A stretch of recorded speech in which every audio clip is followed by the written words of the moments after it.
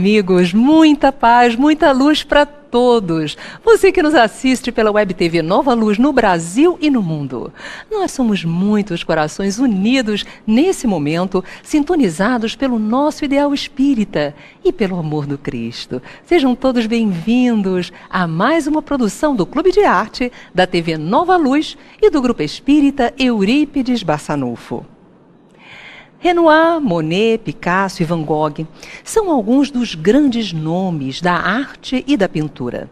A excelência, a complexidade e a originalidade de suas obras marcaram para sempre a história da arte e da humanidade. O espírito é imortal. Existe algum meio dos artistas desencarnados entrarem em contato conosco para compartilhar novamente a sua arte, dando-nos provas do mundo dos espíritos? O programa especial de hoje irá tratar sobre a pintura mediúnica.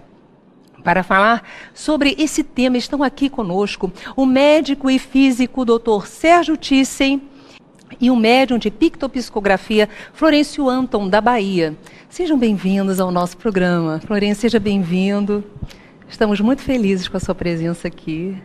Dr. Sérgio Thyssen. Muito obrigado. Como sempre, muito bem-vindo ao nosso programa. Muito obrigado.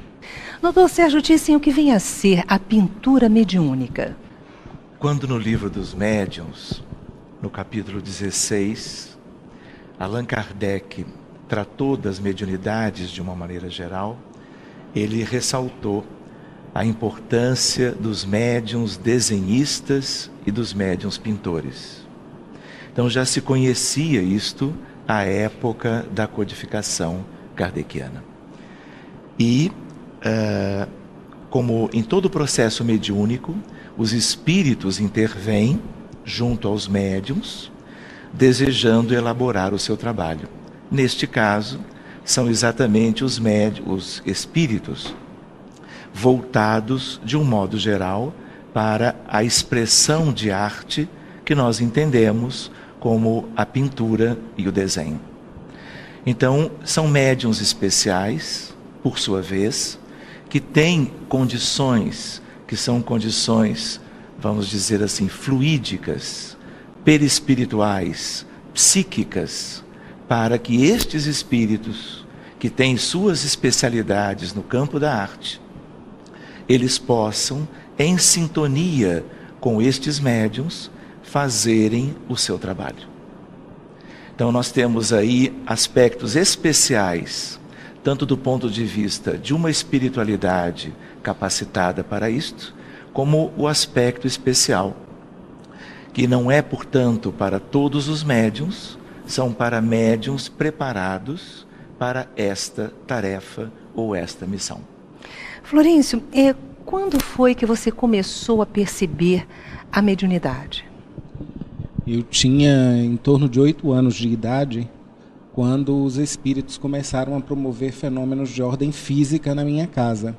Eles acendiam luzes, puxavam os lençóis, provocavam os mais variados ruídos, o que fez com que os meus pais supersticiosos atribuíssem aquela ordem de fenômenos ao fato de que a nossa casa estava em uma encruzilhada. E quando eu demonstrava reações de medo diante das manifestações que os espíritos provocavam, meu pai, muito machista, descendente de espanhol, dizia que eu precisava enfrentá-los. O fato é que, sem resposta da minha família, eu fui buscar orientação junto à religião. E como vivia numa cidade do interior, naturalmente a religiosidade preponderante era a religiosidade católica. E eu conversava com as freiras que me diziam que esses fenômenos eram oriundos das manifestações do diabo pelo fato de eu não ser batizado. E então eu disse, pois eu quero ser batizado porque preciso me livrar desses incômodos. E elas, diante da negativa dos meus pais, por conta de não terem tempo para fazerem um curso, elas disseram que iam pedir orientação ao Padre Souza e elas próprias fariam o batismo. E eu, do alto da minha ingenuidade infantil, acreditava que de fato o batismo iria me livrar de todos aqueles fenômenos. Quando elas promoveram todo o ritual, eu me levantei e a primeira coisa que vi foi um espírito que sorria diante de toda aquela situação. E eu disse para elas, olha, o batismo tem que ser o batismo do Padre Souza, porque o batismo de freira é muito fraco para retirar demônio das manifestações, enfim, em torno de uma criança. E então eu tive que, de certa forma, desenvolver uma certa familiaridade com esta faculdade mediúnica, com esses contatos espirituais. Mas o fato é que, por volta dos 11 anos, mais ou menos, eu travei contato com uma edição da LAC que abrigava o Pentateuco Espírita no guarda-roupa de minha mãe. E eu passei a ler aquilo com avidez, procurando posteriormente uma instituição espírita em Tobias Barreto, que me acolheu. E a partir de então eu fui educando a mediunidade sob o ponto de vista do pensamento espírita. Mas a habilidade da pictopsicografia não surgiu então logo? Não. A psicopictografia, ela foi surgir no ano de 1999, no grupo da Fraternidade, 1990, melhor dizendo, no grupo da Fraternidade Leopoldo Machado, quando eu contava com 17 anos.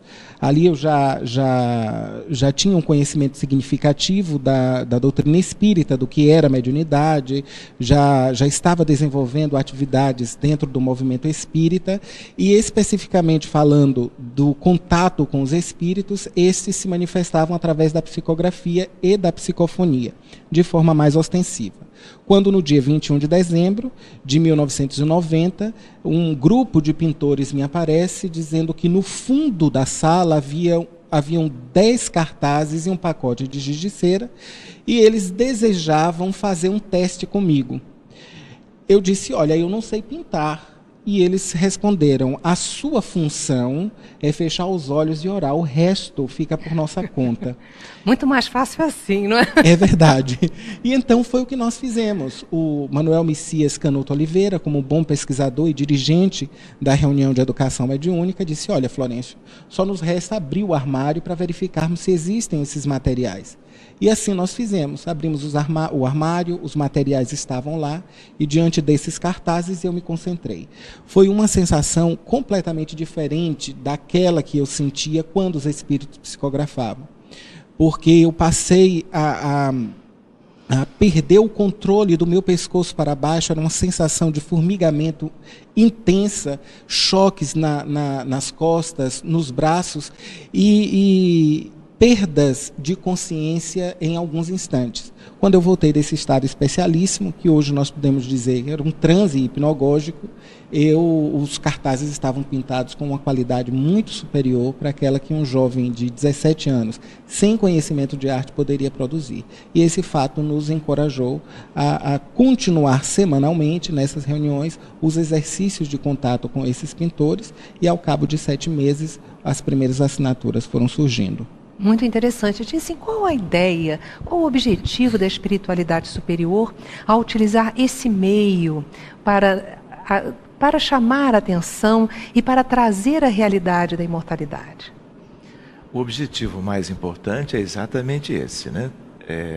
Testificar a imortalidade da alma, porque quando os grandes pintores comparecem e elaboram, executam o seu trabalho, é inequívoco a presença daqueles que são os grandes especialistas em traduzir a beleza das questões do universo, da vida e da natureza, de tal maneira expressiva que permite que todos aqueles que tenham algum conhecimento, alguma ideia, e aqueles outros que não o possuam, possam se deixarem tocar pelas emoções, por tudo aquilo que compõe propriamente o conjunto das expressões artísticas com as quais nós nos deparamos.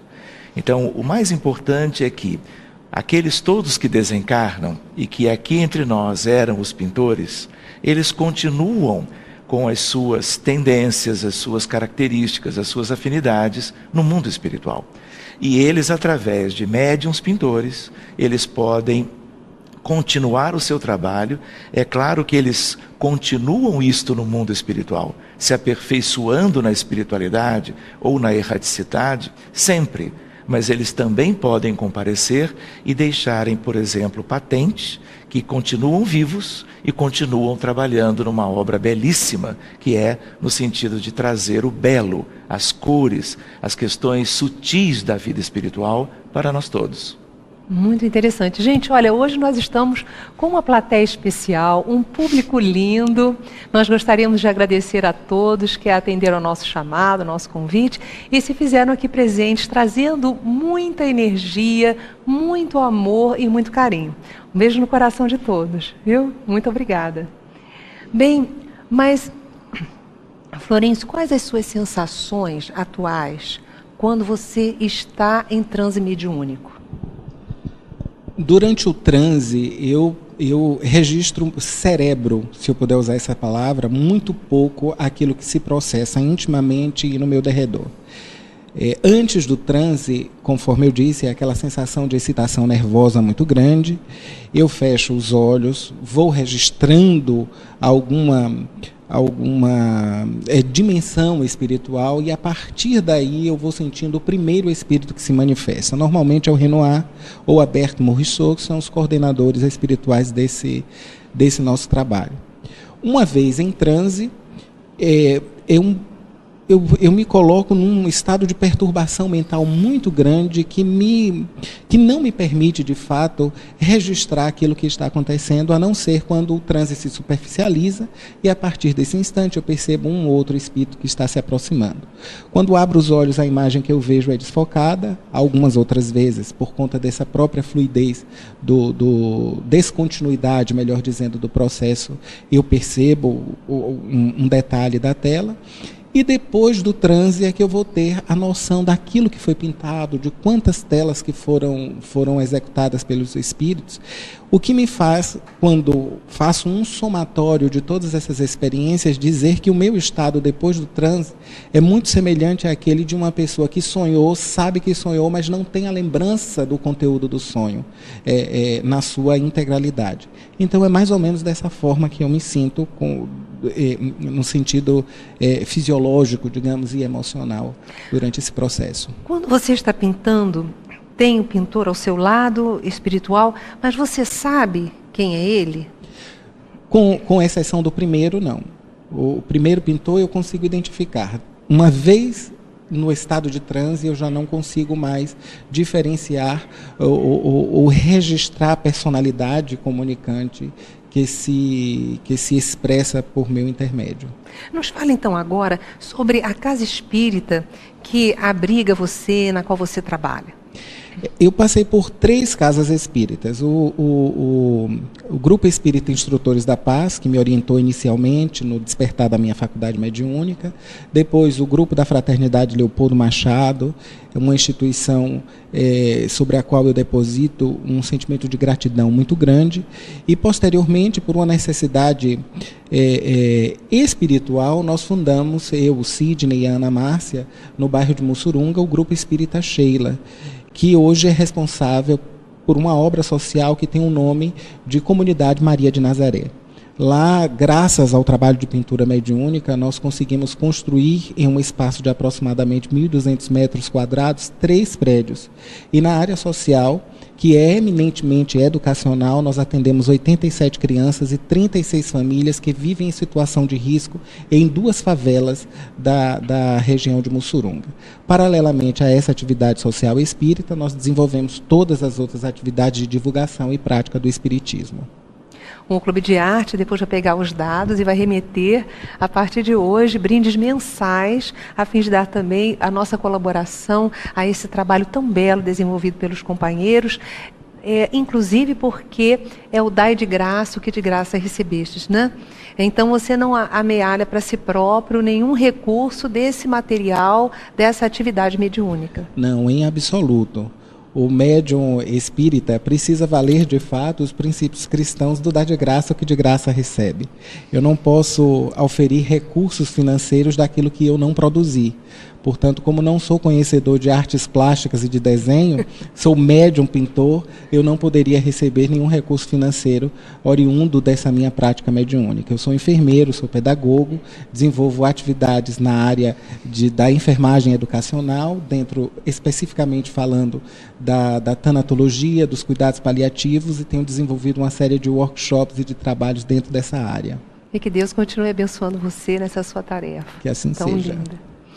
Dissem, como é que nós poderíamos falar sobre as ligações mediúnicas que se estabelecem no momento em que o médium está em ação? Porque entram os espíritos no ambiente e eles acabam envolvendo o médium, aí vem outro e sai. Como é que é isso? Como é que é essa organização? É um trabalho complexo em função das suas características. É importante lembrar que são muitos os espíritos que vão se comunicar gradativamente pelo mesmo médium e eles se organizam, obviamente, no mundo espiritual antes de tudo.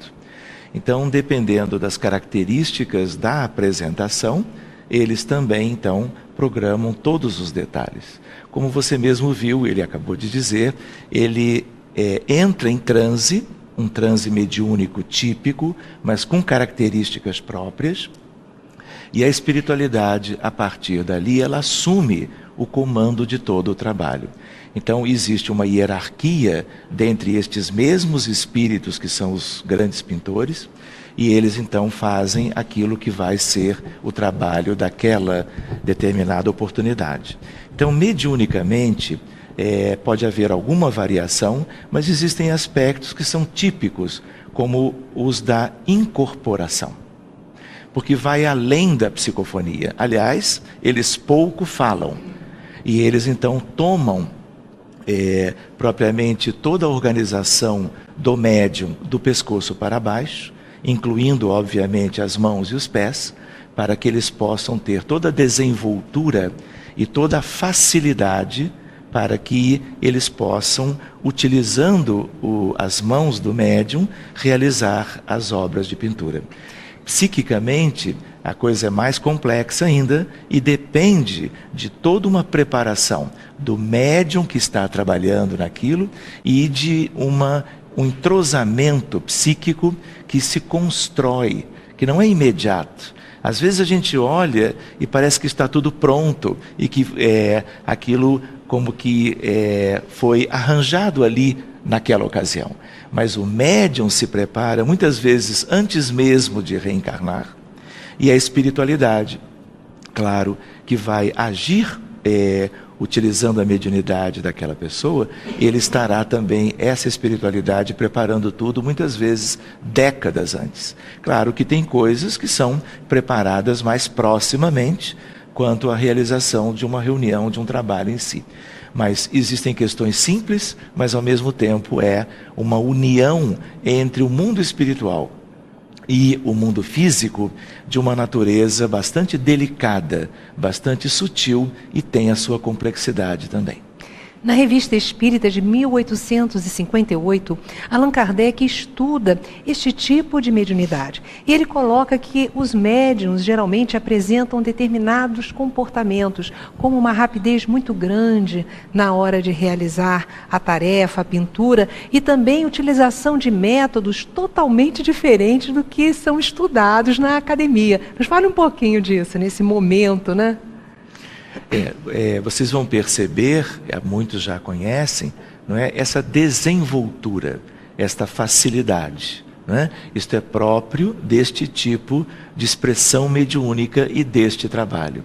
De tal maneira que são muitos os pintores, inclusive, e eles se revezam gradativamente. Não é? São mais de 100 pintores que fazem parte de uma equipe, como ele lembrou, dirigida por Augusto Renoir. São características diferentes. É possível, por exemplo, você encontrar o mesmo médium pintando 2 telas ao mesmo tempo com mãos diferentes, até com os pés. Então, nós reparamos que, quando é o caso, a espiritualidade também demonstra esses aspectos extraordinários. Dependendo da plateia, dependendo das pessoas que estão observando, Florencio viaja o mundo inteiro, Florencio vai, por exemplo, à Europa com frequência, em diversos países, onde muitas vezes as pessoas não têm ideia do espiritismo, não conhecem a codificação kardeciana, mas conhecem muito bem e têm grande afinidade com as expressões artísticas de um modo geral. E muitas vezes, quando eles se dão conta do resultado, que é o conteúdo do processo mediúnico, eles então reconhecem prontamente as características dos diversos autores. Então isso também, para eles que não são espíritas, muitas vezes sequer são espiritualistas, aquilo também tem exatamente uma função de mostrar a eles a imortalidade da alma e a continuidade, portanto, da vida, e como você disse no início, da arte e do belo se expressando dessa forma. Florencio, nós percebemos através da evidência que enquanto estavam sendo manipuladas as tintas colocadas, preparando para o seu trabalho, as entidades nobres estavam colocando, inoculando naquele material energias diferenciadas. Me deu a intuição que seriam energias até de cura, de manutenção do ambiente. Você percebe isso? Yasmin, eu tive, há muito tempo, eu tive dificuldade, por um bom período de tempo, eu tive dificuldade em aceitar essa proposta, essa hipótese de que a pintura mediúnica exerceria função terapêutica na vida das pessoas. Conforme eu já disse, a minha formação é dentro da área de saúde e eu tenho um pensamento muito pragmático, um pensamento muito científico. Então, aquilo que eu não posso provar, eu não posso dizer, aquilo que está dentro das hipóteses ainda, eu não posso estar afirmando com uma certa segurança para as pessoas.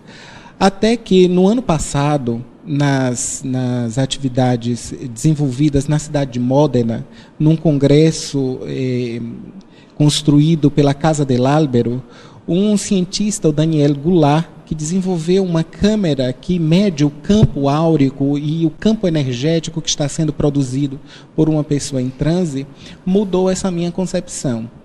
Essa câmera, ela tem por base a emissão de luz ultravioleta e ela capta não só o ectoplasma, mas toda a gama de energia que os espíritos estão movimentando. E o fato curioso que ele nos informou foi o de que a emanação de energia da tela era tão grande que a câmera não conseguia registrar a imagem que estava por detrás. Então, hoje, eu já sou favorável à hipótese de que, muito provavelmente, da mesma forma que os espíritos impregnam a água com os seus fluidos benéficos, também podem impregnar os quadros mediúnicos de fluidos curadores.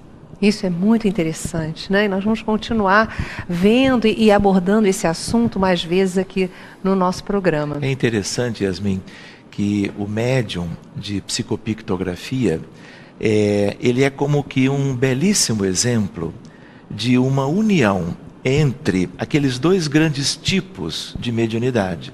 A mediunidade de efeitos intelectuais, daí o resultado da pintura mediúnica em si, mas ao mesmo tempo ele é um médium e o trabalho se processa vinculado a uma série de questões da ectoplasmia, do fluido vital e, portanto, da chamada mediunidade de efeitos físicos.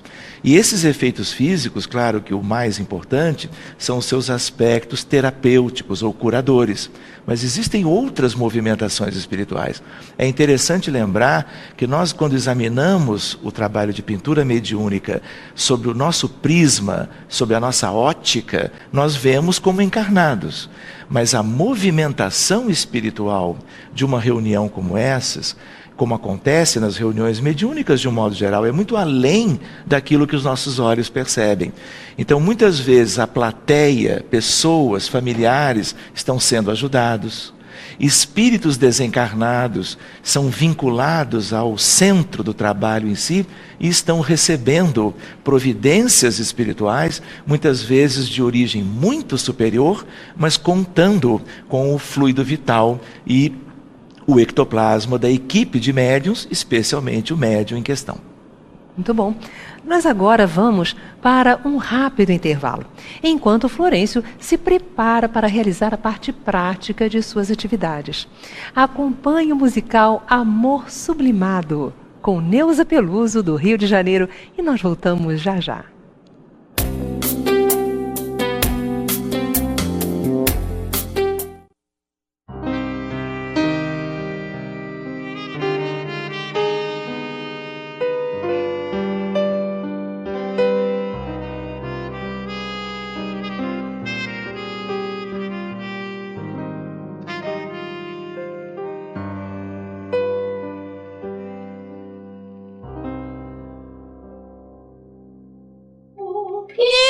Te conheci, ó doutrina de amor, aprendi que a vida tem um outro valor, me ensinou o que é amar.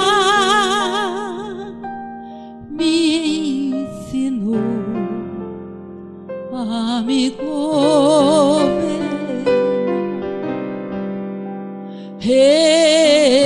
reformar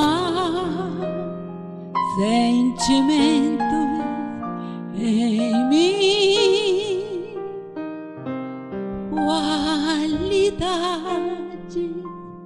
melhorando enfim.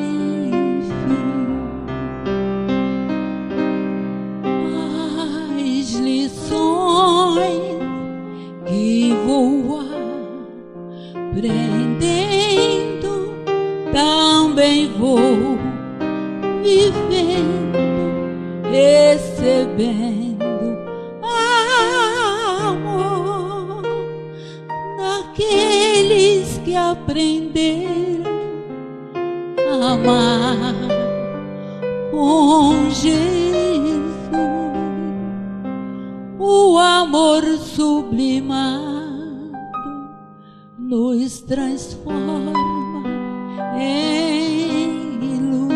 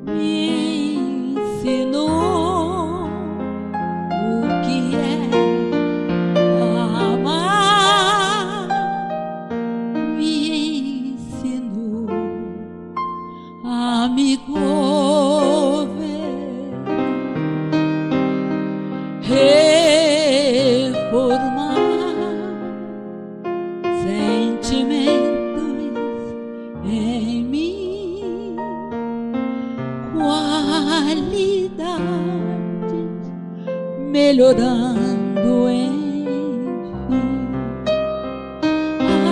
as lições que vou aprendendo, também vou vivendo, recebendo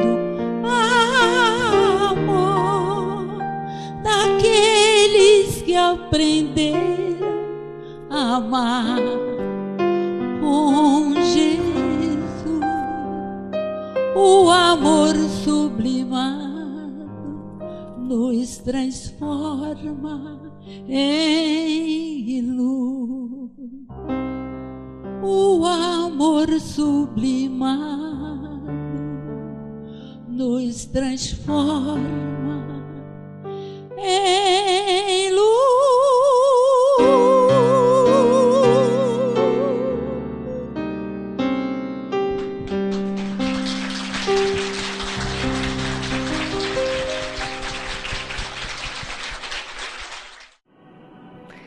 Nós estamos de volta Neste momento, Florencio Anton já está preparado para iniciar as pinturas e também está aqui conosco Pedro Vieira, que é trabalhador espírita, que já esteve presente em alguns trabalhos realizados pelo médium. E agora nós vamos pedir para que o Dr. Sérgio Thyssen faça uma oração a fim de facilitar a sintonia com os bons espíritos.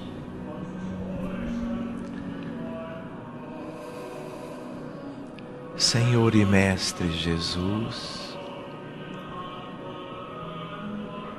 aqui estamos entre irmãos e amigos, dando início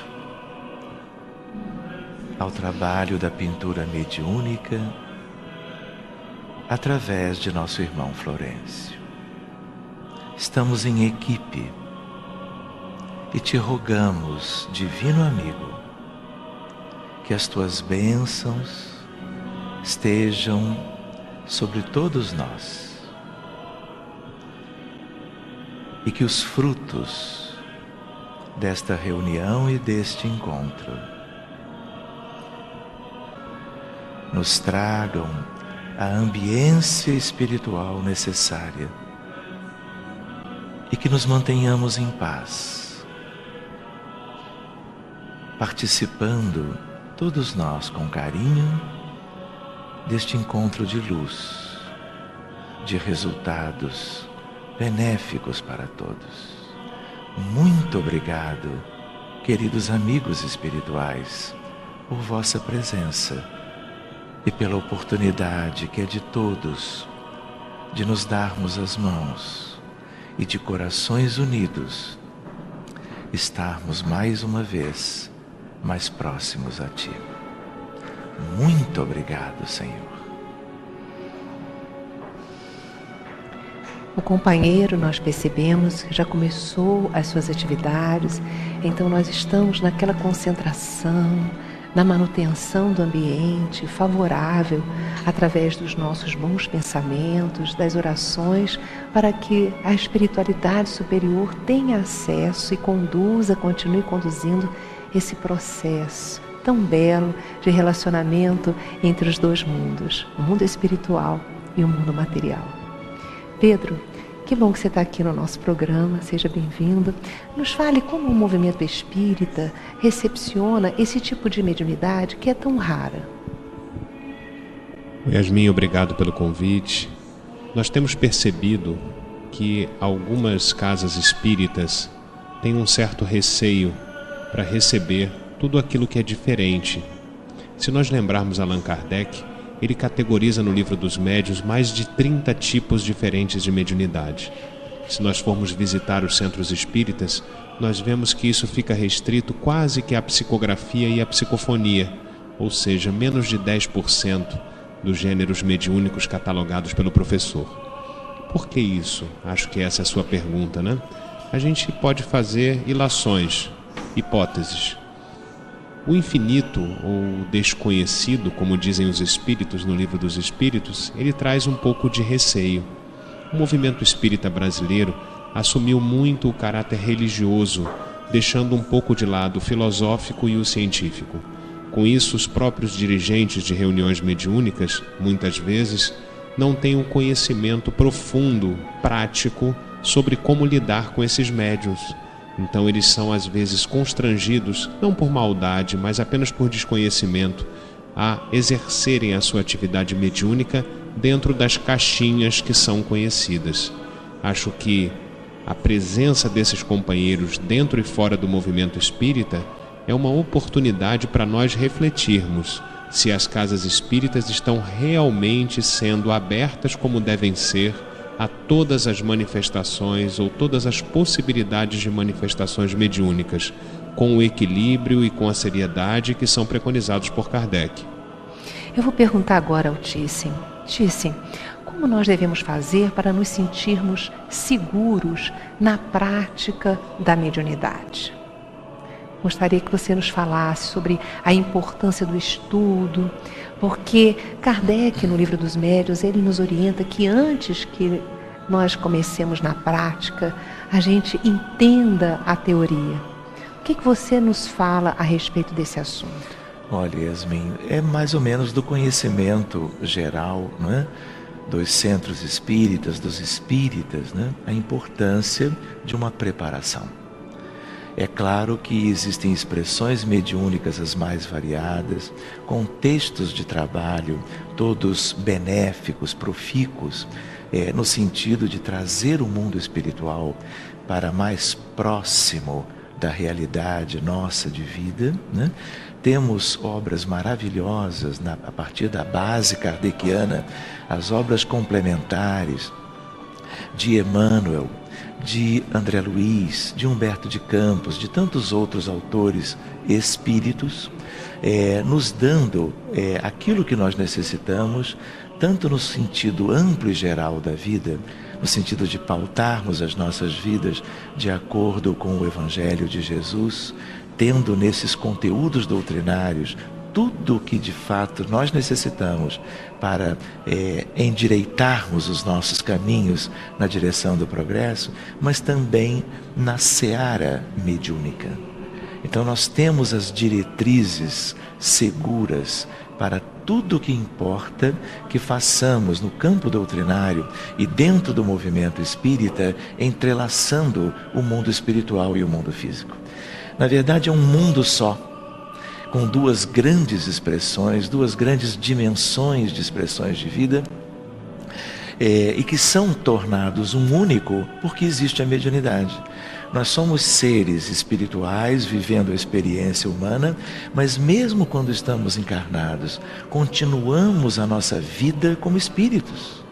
Não apenas nas questões humanas próprias do encarnado, mas, por exemplo, grande parte das nossas horas, nós estamos no mundo espiritual. Quando dormimos, retomamos naturalmente, estamos como que vivendo a continuação da vida no próprio mundo espiritual, mesmo encarnados. Mas é mesmo a mediunidade que serve de elemento ou de ferramenta que permite esse entrelaçamento.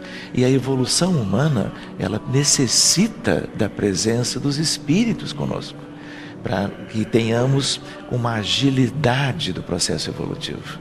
As diretrizes, o norte, é a espiritualidade que traz, a não ser quando a própria espiritualidade, quanto aos seus grandes espíritos, providencia para que eles venham, reencarnem e estejam conosco aqui, nos dando propriamente aquelas questões que nós precisamos.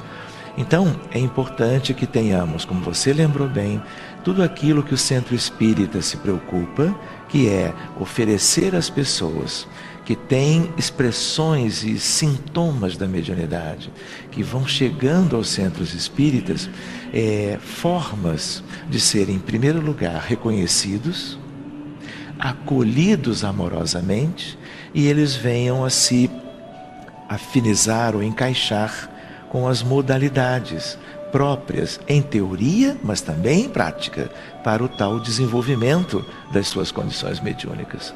Por favor, querido. Eu gostaria de complementar o que o Sérgio falou. Ele com muita autoridade diz isso como médico, não é? Eu gostaria de pensar e propor às pessoas uma questão. Você iria, por exemplo, num médico para fazer uma cirurgia da qual dependesse sua vida? Um médico que estudou aquilo a fundo, mas jamais operou alguém? Ou, por outro lado, aquele que jamais estudou e só aprendeu na prática, errando e acertando? Parece razoável que exista entre os dois extremos um meio termo, daquele que estuda e pratica, e a prática confirma o estudo, e o estudo aprofunda a prática. É essa conjugação entre fatores teóricos e práticos que Allan Kardec propõe, por exemplo, no final do Livro dos Médiuns, quando ele trata das reuniões instrutivas, aquelas que estão em falta hoje em dia, de consulta ao mundo espiritual, de relacionamento com esse mundo espiritual, tanto através da própria mediunidade quanto através da mediunidade alheia. Isso, aliado ao estudo, é o que ele chama de espiritismo. Então o espiritismo é espiritismo prático mais filosofia espírita. Não é à toa que o Livro dos Médiuns é o único livro da codificação que tem na sua capa escrito constituindo-se da continuação do Livro dos Espíritos, porque o espiritismo prático, ele é a continuação da filosofia espírita. Allan Kardec, ele nos fala que nós precisamos estudar. Então, ele nos orienta no Livro dos Médiuns a começarmos por um livro que é bem fininho, que se chama O que é o Espiritismo. Então, vamos ler. Se você nunca teve contato com a doutrina espírita, nós recomendamos o livro O que é o Espiritismo. Depois vá para o Livro dos Espíritos e continue a estudar as obras de Allan Kardec. Como é que é feita a reunião de educação do médium na casa espírita? Essa reunião, ela se chama Educação do Médium porque nós desenvolvemos uma certa prevenção ao utilizar o termo kardeciano, que é desenvolvimento da mediunidade. Esse termo é absolutamente espírita, não há nada de errado nele, porque a mediunidade é uma faculdade e, como toda faculdade, ela se desenvolve pelo exercício. Em paralelo ao desenvolvimento da mediunidade, nós temos a educação do médium, como você disse, para aprender a lidar com o fenômeno. Então, essas reuniões devem ser supervisionadas por pessoas que têm mais experiência, que possam ajudar a conduzir esse desenvolvimento mediúnico. O desenvolvimento mediúnico, ele deve ser colocado em experimentação. Kardec vai dizer, só há um meio de comprovar a existência da mediunidade, é experimentar. Então é deixar o médium à vontade, entretanto centrado no seu pensamento, para perceber qual é a forma que ele acha mais útil ou mais fácil de expressar o pensamento dos espíritos. Porque a gente fica achando que o espírito escreve, o espírito fala, o espírito faz ouvir, o espírito faz ver. Isso é uma meia-verdade. Esses caminhos são muito mais do médium do que dos espíritos. Então, o médium vai expressar aquele contato espiritual escrevendo, ou falando, ou vendo, ou ouvindo, ou pintando. A gente precisa dar liberdade a esse médium, estudo, embasamento e orientação, para que ele, ao longo de alguns meses ou alguns anos, depende da pessoa, possa desenvolver essa faculdade como desenvolveria qualquer outra. Por exemplo, você vai desenvolver uma dança, é uma técnica que precisa ser aprendida. Vai desenvolver um esporte, uma corrida, é uma técnica que precisa ser aprendida. Da mesma maneira que o corredor precisa desenvolver a sua capacidade de correr, ele também precisa desenvolver a sua mente para entender como lidar com aquela capacidade de correr. A mediunidade é exatamente a mesma coisa. Dizem, quais os principais obstáculos para a prática mediúnica? Existem riscos? Nós precisamos lembrar, Yasmin, que nós vivemos num mundo dito de provas e expiações. E que, portanto, o mundo espiritual ele é integrado por pessoas como aquelas que nós conhecemos, que já viveram aqui, e aquelas que vivem hoje e que no futuro estarão lá de volta. Então, como é um mundo ainda de muitas imperfeições, nós temos espíritos que são espíritos ainda com grandes dificuldades e que vivem em regiões distintas do mundo espiritual, mas interagem com os encarnados de forma ampla e geral. Nós lembramos que existe a mediunidade sutil a par da mediunidade ostensiva. Nós temos que lembrar que mediunidade é uma coisa, como Emmanuel nos lembrou, uma coisa que é de todos, em graus e características diferentes, é verdade. Mas nós estamos sempre sintonizados com espíritos. Então, a questão da mediunidade voltada para o trabalho espírita, ela tem que levar em consideração a gama de possibilidades de espíritos os mais distintos se comunicarem conosco com objetivos também os mais variados. Quando nós estamos pensando no trabalho mediúnico e o trabalho dos médiuns, nós temos que lembrar que nós temos muitos objetivos diferentes. Muitas vezes é o de assistência aos desencarnados que sofrem no mundo espiritual, que carecem de assistência espiritual. Enquanto que existem outras expressões mediúnicas em que são os espíritos superiores que vêm trazer uma palavra de instrução, vem trazer a orientação, vem trazer a palavra de esperança, de consolação, como é típico, né, da presença dos espíritos superiores. Então, como o trabalho dos médiuns, ele gera uma grande movimentação no mundo espiritual, ele é muito visado também por espíritos com dificuldades. Porque como o mundo tem essas características, toda vez que a mediunidade se volta, e o trabalho dos médiuns para isto, no sentido de gerar progresso, de gerar conforto, iluminação, há também uma movimentação daqueles que desejam algo em contrário.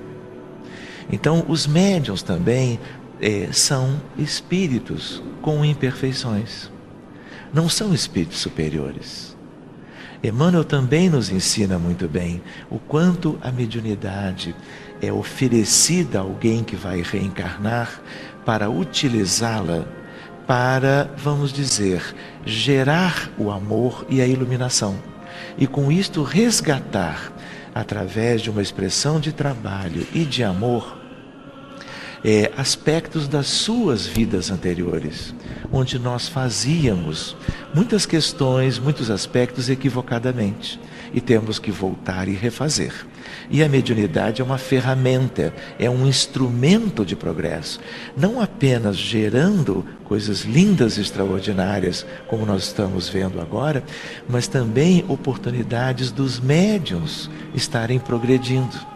É importante lembrar que no movimento espírita, nos centros espíritas de um modo geral, nós não apenas necessitamos de médiuns tecnicamente capazes das realizações nas suas variadas possibilidades. Nós precisamos entender a necessidade do médium estar a caminho do seu próprio progresso, realizando a sua evangelização, evoluindo do ponto de vista moral em paralelo àquilo que ele está gerando de progresso ao trabalhar e favorecer encarnados e desencarnados. Pedro, eu queria que você falasse sobre a segurança de se praticar a mediunidade dentro da casa espírita, mas também eu gostaria que você falasse sobre a possibilidade de identificação dos espíritos, porque existem muitos espíritos que são enganadores, como tem pessoas que enganam. Como é que o médium ele vai saber se ele está lidando com um espírito bom ou ruim? Muito bem. A mediunidade, ela precisa ser exercida nos critérios kardecianos, ou seja, uma reunião séria, com objetivos sérios, com pessoas sérias, que possa reunir um arcabouço moral suficiente para permitir a aproximação dos bons espíritos. Allan Kardec jamais relacionou isso à presença ou não dentro de um centro espírita. É claro que dentro de uma casa em que se pratica comumente a caridade, o bem, as vibrações vão favorecer muito mais essa aproximação. Mas é importante a gente saber que não é pelo fato de estar escrito centro espírita do lado de fora que os espíritos inferiores vão ficar com medo de entrar. Muito pelo contrário. Eles não vão dar atenção nenhuma ao letreiro do lado de fora. Para eles, a barreira para a penetração não é o letreiro ou o nome da instituição. É a força moral que aquele grupo vai ter para repelir os fluidos ruins, como nos ensina Kardec na Gênese. Então, fazer uma reunião equilibrada, com a finalidade útil, de maneira séria, com pessoas que estudam a mediunidade, estudam a doutrina espírita, é a melhor forma de se prevenir contra esses escolhos da presença desses espíritos inferiores. Nós vamos continuar conversando com o Pedro, com o Sérgio Thyssen. É que o pessoal da produção já me avisou que o primeiro quadro já está feito, já está aí na tela, vocês devem estar conseguindo ver. Esse primeiro quadro é de Renoir, confirmando aquilo que o Florencio já havia dito, que Renoir, ele coordena esse trabalho, e então ele abre o trabalho de hoje com um belíssimo quadro, com um vaso de flores lindíssimo. Vocês podem estar aí observando esse trabalho belíssimo do espírito através do médium. Mas, Pedro, nós estávamos conversando e você, com muito bom senso, falou que o que realmente, como nos fala Kardec, dá segurança ao ambiente é o desejo correto, é a postura daqueles que estão lá. Não é o letreiro, né, da casa espírita que vai resguardar o médium e a atividade mediúnica que ali será exercida. Agora nos fala um pouco sobre a questão da identificação dos espíritos, que é sempre um dos grandes escolhos, porque espíritos muitas vezes trevosos não têm nenhum receio de falar no nome de Deus para captar a nossa benevolência, a nossa confiança, para depois começar a inocular pensamentos aqui ou acolá, trazendo-nos grandes dificuldades. Como é que nós poderíamos? Essa questão, como as outras, também se encontram na codificação espírita. Se nós formos ao livro dos médiuns, existe um capítulo específico sobre a identidade dos espíritos e outros falando sobre charlatanismo, mistificação. A identidade dos espíritos, como você bem fez na sua pergunta, ela que vai nos interessar é a separação entre bons e maus espíritos. A questão do nome do espírito, ela é secundária perante a mensagem. Não quer dizer que o médium deva se abster de colocar um nome. Isso é um tabu que se criou por algum motivo. Se o espírito quer assinar, o médium vai deixar ele assinar. Mas a identidade daquele espírito vai ser comprovada pelo conteúdo da mensagem, inclusive se é um bom ou mau espírito. Kardec dizia que para analisar uma mensagem, a gente tem que ter a mensagem em uma das mãos e na outra mão a escala espírita, que está lá por volta da questão número 100 do Livro dos Espíritos, para identificar o autor daquela mensagem como sendo um espírito dessa ou daquela ordem, dessa ou daquela classe. A partir do momento em que nós readquirirmos essa seriedade de analisar as mensagens, nós vamos estar um passo adiante para a identificação dos espíritos como bons ou maus. Se nós quisermos ir mais um passo para a identificação daquela personalidade, Kardec vai dizer que isso é mais fácil quando se trata de personalidades contemporâneas, em que nós conseguimos absorver os detalhes daquela comunicação. Por exemplo, nas cartas dos entes queridos, em que as pessoas conseguem identificar particularidades naquela mensagem. Entretanto, são muito poucas as oportunidades que nós temos de fazer isso. Uma personalidade antiga, por exemplo, Sócrates se comunica e diz que tinha uma determinada preferência gastronômica. Isso não pode ser verificado nos dias de hoje. Então, em não sendo verificado e em sendo uma informação de pouca utilidade, essa informação vai ser colocada de lado e vamos tentar extrair da mensagem algum aspecto profundo filosófico. Então, a chave da identificação dos espíritos está na análise correta da sua produção mediúnica. E nós não podemos esquecer também das sensações que as entidades nos trazem. Aquelas entidades nobres, elas nos trazem uma sensação de equilíbrio, de paz íntima. As entidades mais perturbadoras, elas nos trazem uma sensação de peso, de mal-estar, de medo. Por isso nós precisamos observar constantemente esse conteúdo, a linguagem que é utilizada. Kardec fala muito sobre a questão da linguagem. Mas a questão da sensação, Yasmin, permita-me fazer uma observação. A sensação pode ser muito boa com uma entidade ruim, se o médium estiver desequilibrado. É isso aí. Porque o desequilibrado, ele se sente à vontade na presença de outro desequilibrado. E ele vai se sentir mal na presença de alguém que tem uma vibração diferente. É sobre isso que nós vamos falar agora, sobre a influência moral do médium, tão estudada por Allan Kardec e que está incluída no Livro dos Médiuns. Nós temos o nosso Chico Xavier, tão amado, tão querido, que é um exemplo para nós de comportamento, de retidão, de caridade, de devoção ao bem. E eu vou perguntar para o Thyssen, vamos falar um pouco sobre essa influência que o Pedro até nos esclareceu, que se o médium não está bem, ele vai se sentir à vontade com entidades que estejam no mesmo padrão vibratório. Então, como é que o médium ele precisa ter cuidados no seu dia a dia?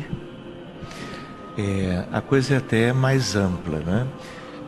Yasmin, nós devemos lembrar que o médium precisa se preparar para a tarefa mediúnica como um todo gradativamente.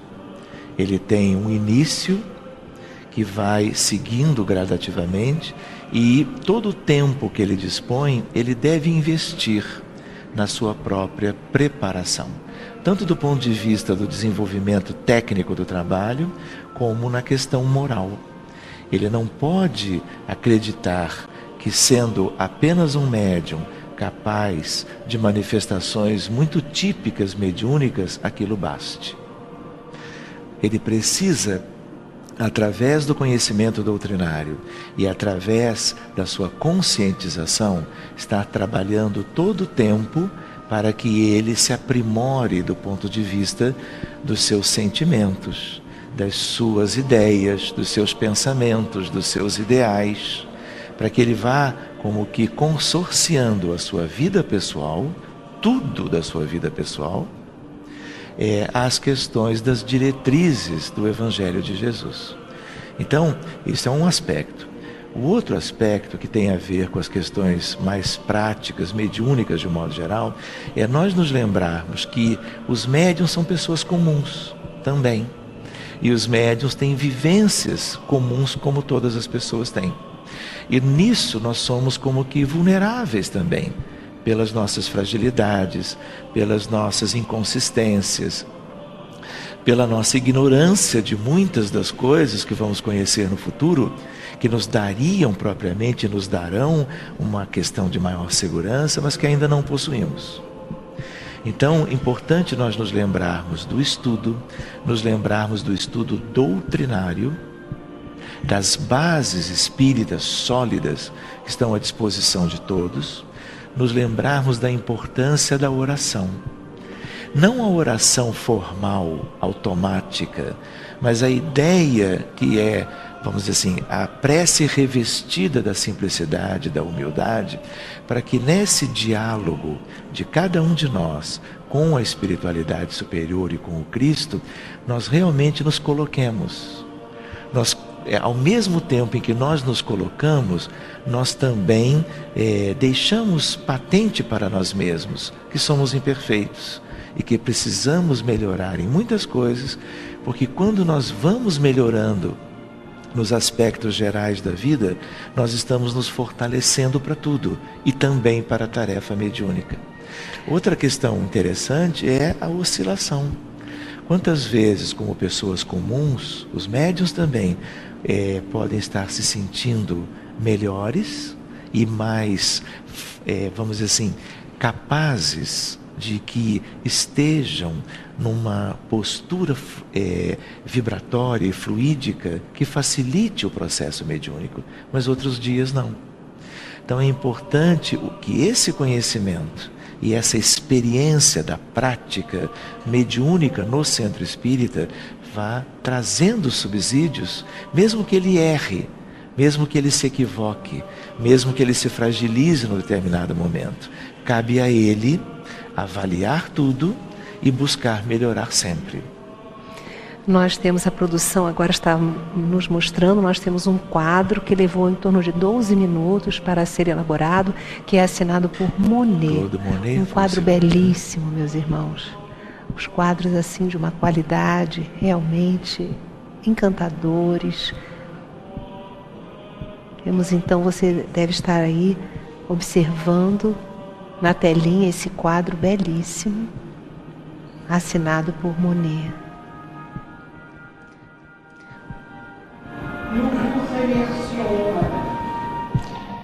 Ele te agradece, Yasmin. Pela oportunidade. Ele, em francês, disse em nome dos Espíritos, ele falou, nós vos agradecemos. Então, não apenas ele, mas a espiritualidade toda. Muito lindo. A entidade falando, agradecendo em nome das outras que aqui estão presentes. E nós agradecemos a essas entidades pela oportunidade que estão nos dando de perceber esse nível de espiritualidade, essa ligação com a espiritualidade superior. Para nós está sendo um momento muito especial. Para as nossas vidas é um momento de inflexão. E você que está nos assistindo, eu queria falar a você que a ambiência espiritual de paz, de equilíbrio, de tranquilidade, de emoção é muito grande. E já está a caminho o terceiro quadro. Enquanto isso, nós vamos continuar conversando com Pedro e com o Thyssen. Pedro, Kardec faz uma classificação muito interessante no Livro dos Médiuns, que nos auxilia a compreender a mediunidade. Eu tenho agradecido tanto a Deus a presença do Livro dos Médiuns. Graças a Allan Kardec, a mediunidade saiu do rol das doenças mentais, né? Para entrar naquele campo de uma potencialidade do ser humano. Nos fale um pouquinho dessa classificação que Kardec faz da mediunidade no Livro dos Médiuns. Você falou que a mediunidade sai desse campo obscuro, né, para entrar na luz. Foi exatamente isso que Kardec nos proporcionou. Entretanto, ainda existe uma outra porta que ela precisa derrubar. Ela precisa sair da porta dos centros espíritas para ir servir a quem precisa. Por exemplo, hoje nós temos aqui a pintura de quadros belíssimos que tocam a nossa emoção profundamente, para pessoas que estão aqui e que estão nos assistindo em todos os lugares do mundo. Essa é a função da mediunidade. Eu vou contar um pequeno caso que ocorreu aqui no Rio de Janeiro alguns anos atrás, num encontro espírita, de juventude espírita, que ocorre durante o carnaval. O pai de um dos jovens desencarnou num dos dias, à noite, e a mãe ligou para a coordenação do polo, informando que só falaria para o jovem no dia seguinte para que ele dormisse bem e para que ela pudesse tomar as atitudes de ordem prática do enterro. Naquele dia, nós tínhamos dentro desse ambiente, com diversos médiuns de diversas casas espíritas, uma reunião de atendimento espiritual. Ou seja, o objetivo da reunião era atender a espíritos sofredores. E ficou uma discussão se deveríamos ou não pedir aos espíritos uma orientação ou uma mensagem para aquele rapaz cujo pai havia desencarnado. E foi um dos momentos mais bonitos que eu já presenciei em termos mediúnicos. A mentora daquele trabalho se manifestou pessoalmente e apontou a uma médium e disse a ela assim: tome o lápis à sua mão, porque se a mediunidade não serve para isso, ela não serve para nada.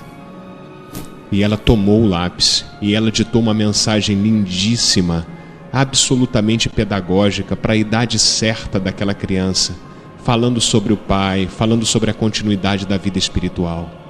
Essa frase dessa irmã Teresa de Jesus continua reverberando no meu coração. Se a mediunidade não serve para isso, ela não serve para nada. A mediunidade precisa servir para alguma coisa. E aí não estou fazendo julgamento de valor de reunião A, B ou C, apenas levando para nós a oportunidade de pensar sobre esse assunto. Kardec, ele classifica os médiuns de acordo com vários quesitos, desde quesitos morais até quesitos técnicos. Então ele fala dos médiuns por grau de consciência, um transe superficial, um mediano, também chamado de hipnagógico, que é o caso do Florencio, do pescoço para cima, ou o transe profundo, que responde pela psicografia mecânica ou pela psicofonia sonambúlica, que é o caso dele do corpo do pescoço para baixo. Ele categoriza os médiuns como médiuns interesseiros, médiuns sérios, que é uma classificação moral, e classifica também as mediunidades por diversos tipos. Tantas são as mediunidades quantas as formas de comunicação do ser humano. Se o ser humano inventou o computador e consegue digitar, existe a mediunidade de digitação. Muito interessante. Thyssen, vamos continuar conversando sobre esta classificação que Allan Kardec faz da mediunidade de uma forma didática para que o nosso público compreenda essa grande possibilidade que todos temos de comunicação com a espiritualidade. Como o Pedro lembrou, né, que nós tínhamos comentado antes, há uma divisão que é uma divisão mais geral, né? Mediunidade de efeitos intelectuais, mediunidade de efeitos físicos. Ele lembrou muito bem a importância de que todas são significativas, importantes de serem conhecidas e praticadas. Não é porque nós temos mais de 1,5 séculos da publicação de O Livro dos Espíritos e da base kardeciana que, mesmo reconhecendo que algumas expressões mediúnicas são mais úteis para certas atividades comuns das instituições espíritas, como ele mesmo lembrou, a psicografia, a psicofonia, a vidência e a clareaudiência, todas as demais devem ser conhecidas, até para serem reconhecidas. E os médiuns capazes de expressá-las serem considerados também, né? Todas essas questões são válidas. O centro espírita, ele tem diversas funções, mas ele também é um núcleo de pesquisas e de trabalho em que a grande ferramenta é a mediunidade. Nós estamos aqui já no 3º trabalho do médium Florencio Anton, um quadro belíssimo que retrata uma mulher. Toulouse-Lautrec. É de Toulouse-Lautrec, que gostava muito de retratar realmente as mulheres. Estamos aí em uma obra que nos traz uma sensação muito boa de paz, de tranquilidade, um sorriso amoroso. Obra de Toulouse-Lautrec. É verdade. Yasmin, interessante lembrar que estes primeiros 3 quadros são de autores franceses. Uhum. Muito bom. Já o médium já está na produção de um 4º quadro. O 3º quadro levou 14 minutos para ser elaborado. Nós percebemos aqui que na elaboração desse 4º quadro, o médium está usando de espátulas.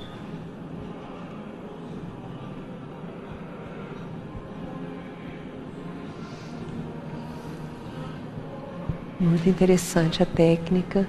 Você pode aí ver já na tela o médium trabalhando sob a influência da espiritualidade. Interessante lembrar, Yasmin, que às vezes o médium, por causa do pintor, usa mais os dedos, as mãos, às vezes utiliza o pincel ou os pincéis e às vezes, como agora, a espátula. Então, dependendo do estilo, dependendo do que se deseja, ele vai mudando o instrumento. É também interessante, Yasmin, perceber que ao longo desses últimos dias em que o Florencio está aqui no Rio de Janeiro, nós estamos acompanhando uma predileção dos espíritos pelas crianças. Nós tivemos, numa determinada situação, chamamos uma criança presente, aqui nós temos pelo menos 2 hoje, para acompanhar de perto o trabalho de pintura mediúnica. Ontem, as pessoas pediram para que ela ficasse um pouco afastada da mesa, um garotinho pequenininho, e o espírito falou em espanhol: deixa ele chegar mais perto, eu gosto muito das crianças. Então a criança foi acompanhando a pintura, né? Aliás, até pode ser feito aqui também. Em outra situação, o espírito chamou a criança, foi acompanhar a pintura mediúnica de perto. Era não me recordo o pintor, mas ele tinha acabado de estudar no colégio sobre aquele pintor, fez um trabalho para o colégio dele naquele pintor, e o pintor, ele pintou um sol e depois pegou o pincel e pintou o mesmo sol na mão da criança. Vamos lembrar que a primeira edição do Livro dos Espíritos foi quase que integralmente recebida pelas irmãs Julie e Caroline Baudin, que tinham 14 e 16 anos na época. E na segunda edição para frente ele contou com um prestimoso auxílio de Hermance Dufault, que tinha 17 anos. Outros médiuns dessas idades contribuíram sobremaneira para a divulgação espírita, como por exemplo a médium Florence Cook, que materializava o espírito de Kate King para o estudo do Sir William Crookes. Por que nós, às vezes, fechamos a oportunidade de as crianças e os jovens terem um contato naturalmente equilibrado com a mediunidade, sendo que os próprios espíritos e o mestre jamais fizeram isso? Kardec nos fala da importância do jovem já ter, aquela pessoa, aquele médium já ter maturidade do senso moral para realizar esses trabalhos na área mediúnica. Então a pessoa o jovem já possuindo essa maturidade do senso moral, que irá ajudá-lo no seu compromisso, porque a mediunidade exige um compromisso, uma disciplina, uma autoobservação, que exige uma maturidade da pessoa, né? Então, aquela pessoa que já tem a maturidade do senso moral, já está em condições de ter educada a sua mediunidade, realizar o desenvolvimento da mediunidade, como fala Allan Kardec. Mas nós vamos pedir agora a produção para aumentar um pouquinho a música. Nós vamos fazer um silêncio e vamos conduzir uma oração de manutenção do ambiente.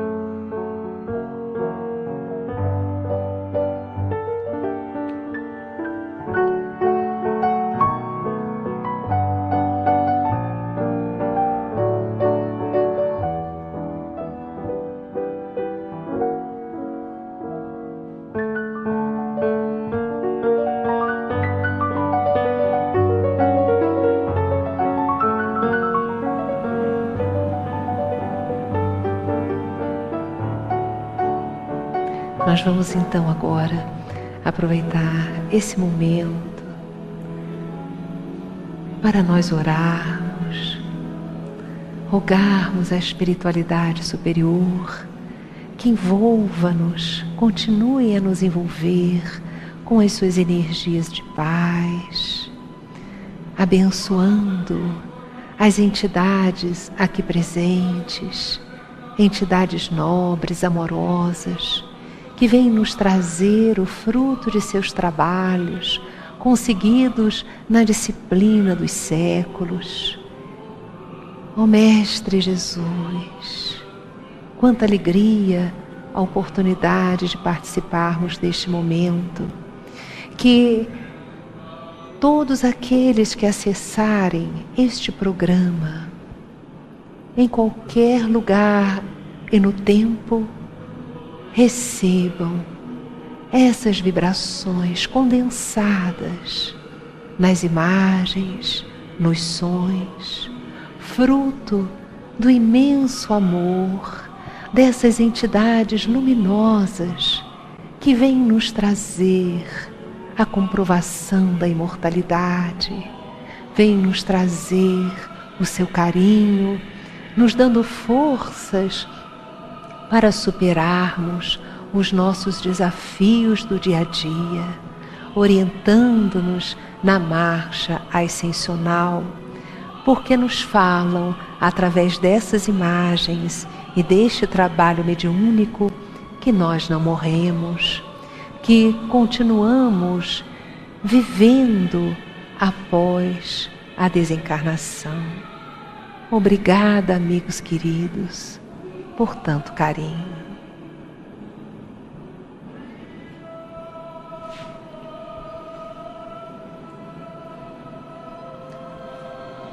O médium finalizou agora o 4º quadro.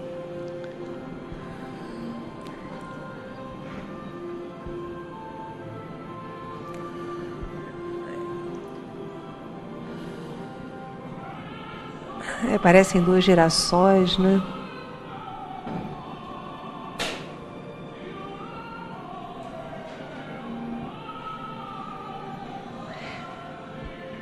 Muito lindo, né? Muito lindo esse trabalho.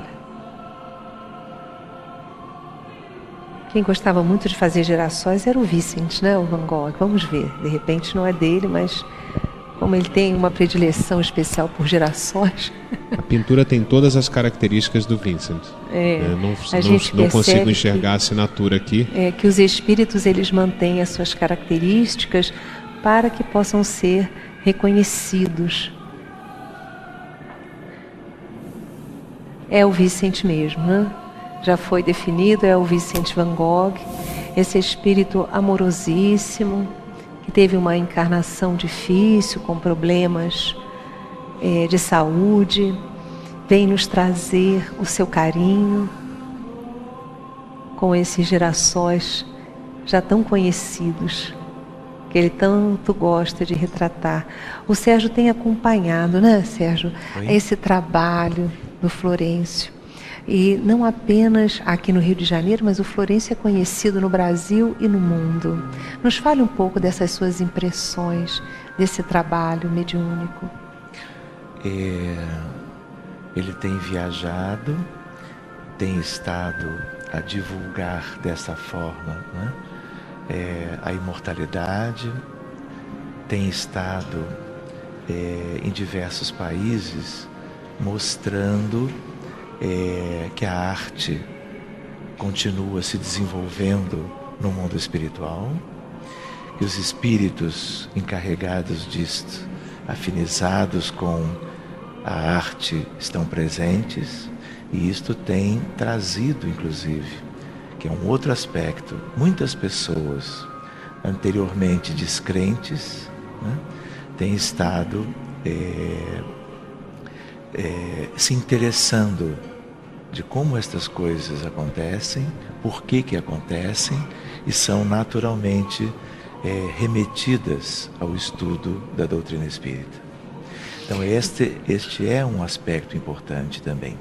Nós tivemos oportunidade de ver anfiteatros com centenas de pessoas que nunca tinham visto nada parecido, né? E que ficavam como que impressionadas, encantadas às vezes com o estilo, né, colocado nas telas, reconhecendo os seus autores. E a partir disto passaram a se interessar pelos seus mecanismos e pelos seus processos e aquilo que é a nossa base kardeciana, ensejando propriamente a difusão da doutrina espírita desta forma também para o mundo inteiro. Bem, nós temos que agradecer a presença do médium Florencio, que já finalizou o seu trabalho, a equipe do médium aqui presente. Nós agradecemos todo o carinho, a presença de vocês, que Jesus continue a iluminar este trabalho, fortalecendo-os para que vocês tenham uma caminhada muito produtiva na presente encarnação. Vocês vão poder olhar agora os 4 quadros. A nossa produção vai dar uma panorâmica nestas obras belíssimas que foram realizadas, foram pintadas, foram feitas aqui neste programa de hoje. Nós agradecemos muito também, eu agradeço o Pedro, obrigada Pedro pela sua presença, obrigada pela sua fala, muito obrigada Tícia. Obrigado a nós também. Pela sua presença, obrigada a essa plateia querida, esses amigos aqui presentes. E nós vamos encerrando então o nosso programa de hoje, desejando que tudo isso que nós veiculamos hoje seja fruto ou possa levar você, conduzir você a uma reflexão em torno da vida. Por que nós estamos aqui? De onde nós viemos? Qual a finalidade da nossa existência? Para onde nós vamos? Um beijo no coração de todos. Até o nosso próximo programa. É nova luz, vem de Jesus.